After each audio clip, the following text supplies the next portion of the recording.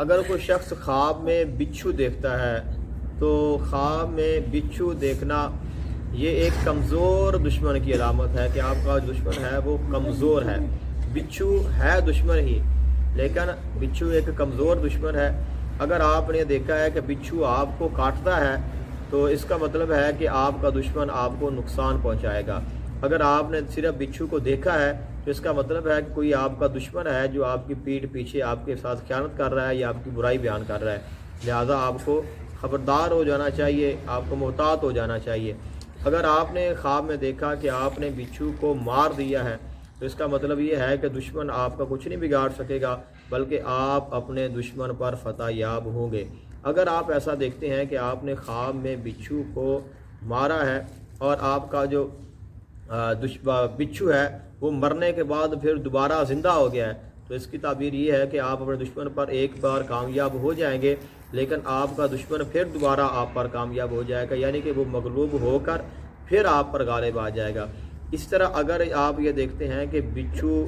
آپ کے ہاتھ میں ہے تو اس کا مطلب یہ ہے کہ آپ کے ساتھ کوئی خیانت کرنے والا ہے یا آپ کے ساتھ کوئی خیانت کر رہا ہے۔ اس طرح اگر آپ دیکھتے ہیں کہ بچھو آپ کی قمیض میں ہے تو اس کا مطلب یہ ہے کہ بچھو آپ کا جو دشمن ہے وہ آپ کے قریب میں ہے، آپ کے جاننے والے رشتہ داروں میں سے ہے جو آپ کے ساتھ خیانت کر رہا ہے۔ اور اسی طرح اگر آپ کے دیکھتے ہیں کہ بچھو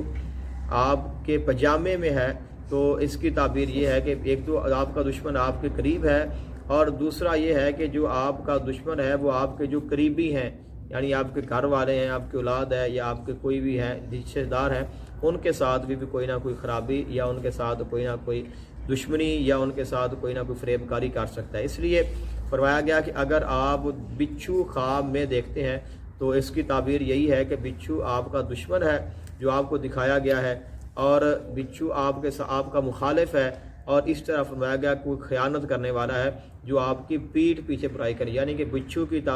تعبیروں میں سے ایک تعبیر یہ بھی ہے کہ آپ کی کوئی خیانت کر رہا ہے، کوئی آپ کی برائی کر رہا ہے اور آپ کی پیٹھ پیچھے کوئی شخص جو ہے وہ آپ کی مخالفت میں لگا ہے جو ممکن ہے کہ آپ کو کوئی نہ کوئی نقصان پہنچائے۔ تعبیر کا مطلب یہی ہوتا ہے کہ اللہ تعالیٰ کی طرف سے اشارہ ہوتا ہے کہ آپ کے ساتھ ایسا کچھ ہونے والا ہے، لہذا آپ محتاط ہو جائیں، آپ اللہ تعالیٰ سے دعا کریں، کچھ ایسے ورد و وظائف ہوتے ہیں وہ کریں جن کی برکات سے اللہ تعالیٰ انسان کو دشمنوں کے اور تمام شروں سے محفوظ فرما دیتا ہے۔